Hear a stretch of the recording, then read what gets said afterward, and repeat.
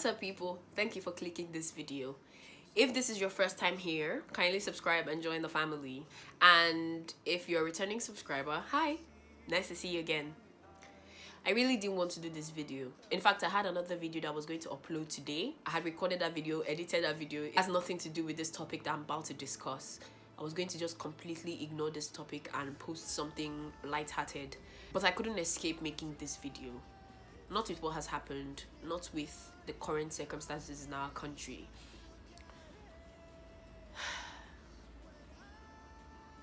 Two weeks ago, there was an uproar calling on the government, the federal government, to end a particularly notorious unit called SARS. If you're online, I know that you know what SARS is. I personally have been seeing hashtag Endsars on Twitter for almost 5 years now. I'm aware of so many experiences from my friends, my colleagues, of people who have encountered SARS and are lucky even to be alive. Not only that, there's video evidence everywhere online of these notorious units brutalizing young people in Nigeria. Everyone who's not blind saw that at some point, because of the lack of interaction between the government and the society on this particular issue, people were going to take to the street. 2 weeks ago, people decided to peacefully protest and call for the end of SARS. And I'm just saying this in this video for the people that probably don't know that this is going on, but I'm sure that everybody knows that this is going on, but it's just good for me to say exactly the background of what I'm going to discuss in this video. Obviously, people were becoming frustrated because there were a lot of talks, a lot of tweets from the government, from the state government, from the federal government, but not enough action. People were not being held accountable for the lives that were lost, even with video evidence of same. There were videos, pictures of police officers trending online, and it seemed like none of them had been brought to book, questioned, investigated, and even if they were, the public was not made aware of this. So tensions continued to rise. At some point, allegedly, hoodlums and thugs were sponsored to go into these peaceful protests and wreak havoc. Some of them which were caught actually admitted to being paid stupid amounts of money to come into the protests and cause trouble. And then all of a sudden, in events that were not at all connected to the protests, people were being released from prisons, police stations were being burned down, and there was a sudden uproar of violence from different states around the country. At some point in Lagos State, a police station was burnt down and some people lost their lives. At which point, the Lagos State governor ordered that a curfew would start at 4 p.m. on Tuesday. Earlier that day, eyewitnesses confirmed that people had come in there to take out the CCTVs around the Lekki Toll Plaza. Also, eyewitnesses at the protest ground confirmed that lights had gone off around the plaza before these armed men came in trucks, sporadically shooting at protesters, killing, injuring, and maiming some of them. And everyone is asking, who gave the order to have armed men shooting at unarmed protesters? People died peacefully protesting for a better life in Nigeria. People died, innocent people died at Lekki Toll Plaza on the 20th of October 2020. It has been 48 hours almost since people died at the Lekki Toll Plaza. The presidency has still not physically addressed the nation. There's still a disgusting disregard for what is going on or what went on Tuesday. It seems to appear that the government, the federal government, and the present administration doesn't care about what happens to innocent Nigerians. Now I'm going to tell you why I'm angry. I'm angry because when the protests began, it took 6 days before the presidency mentioned a word. For days after this protest began, it seemed like the government was doing nothing. All the people expected was that the same energy with which the government used to take Funke Akindele to court during the coronavirus pandemic for holding a party in her house would be the same energy that the government will apply to take these police officers who had murdered innocent civilians to court. We expected that the same speed, the same value would be placed on human lives in Nigeria, and we got nothing. And so people are frustrated. I am frustrated at the lack of efficiency of the people we elected into government. I am frustrated at the ineffectiveness of our leaders. I am frustrated and I am so angry at the lack of empathy being shown by the President of the Federal Republic of Nigeria. Someone who approached the president, giving him a 5-point agenda with which the protesters passionately pursued. And the President of Nigeria snickered and giggled. That is why I'm angry. I'm angry at the lack of empathy. And this same government allowed unarmed protesters to die at the Lekki Toll Plaza. And it seems that till date, all we're still hearing is talk about investigations. Who gave the order? Are you telling me that the commander-in-chief of the armed forces doesn't even know what happens under his nose? That armed army men can take to the streets and shoot bullets belonging to the federal government at unarmed protesters, and the commander-in-chief of armed forces doesn't know anything about it? That's what they want us to believe. That's why I'm angry. I'm also angry at us, the people who have neglected our civic duty to appoint leaders, appoint representatives who hold the interest of the citizens in their hearts.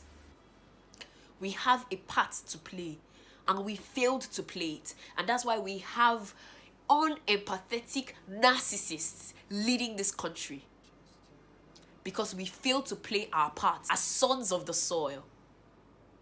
And that's why the lives that were lost at the Lekki Toll Plaza were lost. The SARS protests have shown me that we're not only fighting bad governance, we're fighting illiteracy, we're fighting poverty, we're fighting tribalism, we're fighting a dire lack of patriotism or nationalism in Nigeria. Imagine people being paid 500 naira to wreak havoc among protesters meant to bring to us a better Nigeria, a better future. 500 naira is the cost of innocent human lives. 500 naira is enough for you to go into a protest ground and destroy property. 500 naira. That's just where we are.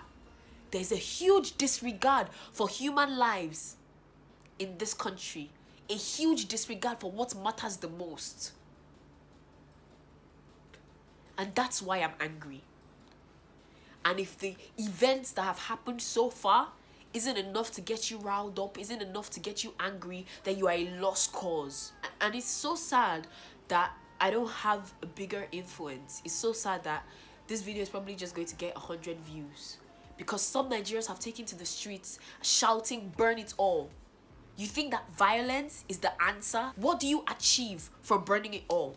What do you achieve for burning BRT buses that we the masses use? What do you achieve for burning down hospitals that we need? You think Buhari is going to use the BRT bus? You think you're getting to him by burning the BRT buses? All that's going to happen is that those contracts will still be given to the rich, who will misuse the funds and still give us below par resources. You think you're doing them, but you're actually doing yourself. You're burning down restaurants that hardworking civilians have built from the bottom up. You're burning down their places of business, how they feed their families.